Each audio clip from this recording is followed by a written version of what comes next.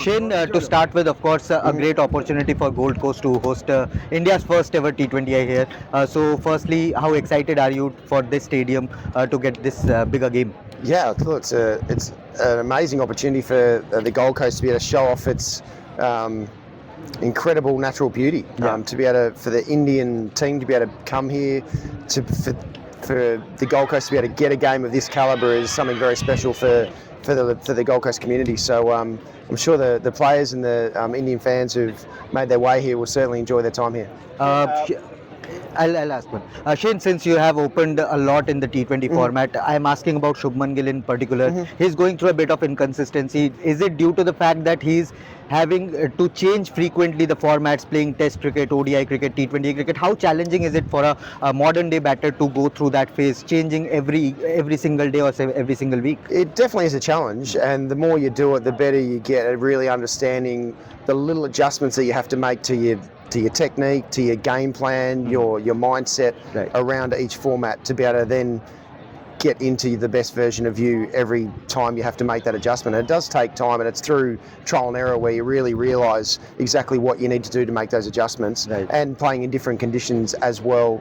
And look, Shubman Gill's a ridiculously talented batter. He's got an amazing technique, so it's not going to take him long at all to be able to really navigate his way through going through the different formats, because when someone's as highly skilled as he is, it's not going to take him too long. Shane, just wanted to know, since we are talking about T20s, T20s are all about all-rounders, and in India, often we find that medium-pace all-rounders are bit scarcity. Right now we have the likes of Shubham Dubey and NKR, Nitish Kumar Reddy. So, what is your take on them? How do you see them growing up?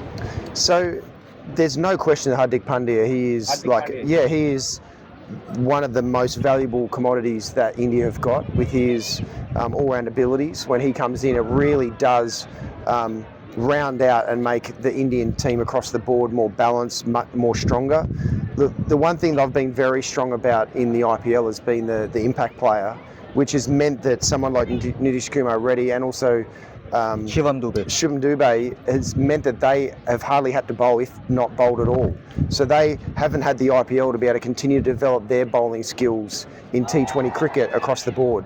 So that was always, when the impact player rule came in, that was always going to be a thing that set back all-rounders' development because of that rule where a batter goes out and a frontline bowler comes in. So it's just going to take them more time to be able to develop their skills under pressure, their bowling skills under pressure, because obviously their batting skills, they get those opportunities in the IPL and across the various tournaments that they play in.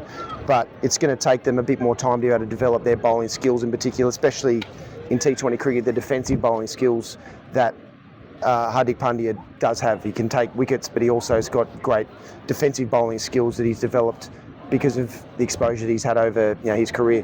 Shane, extension of this question, you just spoke about the challenges of all-rounders. When you were growing up earlier, there was an orthodox definition of all-rounder. Either you should come into the 11, either you can take 5 wickets or score 100 or 50, whatever. You should be able to hold your position by one skill. Do you think that the way cricket has evolved, especially T20 cricket, the definition of all-rounder has to change? So if you were to define the modern all-rounder in T20 format, what would be that? Well, the definition of the true all-rounder is someone who can get picked for both batting and bowling. If their skills are that good that if they can't bat for some reason, which they wouldn't play, but if they can't bat, then they'd get picked as a bowler to bowl as a 5th or 6th bowler in that team. And obviously, if they can't bowl, then they can get picked as a frontline batter as well. And I'd say that's the case with Hardik Pandya, with his batting ability. Obviously, he takes the new ball when he bowls as well. And so. But that's the true definition, whether it's 30 years ago or whether it is right now. That is the true definition. And again, that's where the impact rule player in the IPL, you just about to be able to play and get all your opportunities to be able to develop your skills. You just about have to be that player, otherwise you won't get, especially bowling-wise, you won't get a bowl to be able to develop your skills. So that's always the best way to develop your skills, is by getting exposed to the best players, best batters in the world. And unfortunately, as I keep saying, the impact player rule is having a bit of an impact on the development of those younger all-rounders. Shane, one last Something one. like at least in T20 format, an all-rounder should be able to take at least 2 wickets or maybe score 25 or 25 runs at the stake of 150. Is that something like new definition? Look, it's just an all-rounder, someone who can contribute with both bat and ball. And when it's their day, with either bat and ball, they can have an impact on a game. So that's the definition, whether it's wickets or it's more the impact that they could potentially have. Shane, last one question. Your impact, your first thoughts on Abhishek Sharma, the way he has taken this T20 Yeah. cricket by storm. Your words on Abhishek. He's incredibly good, isn't he? It's been special to see his evolution over the last 2 or 3 years, from when he first came in, got opportunities for SRH, and then seeing him just continue to explode like he has.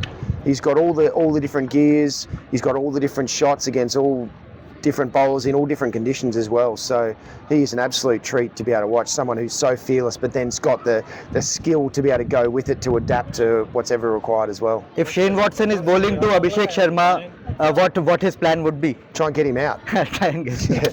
Otherwise, you're in deep trouble. Yeah, indeed. Thank you so much.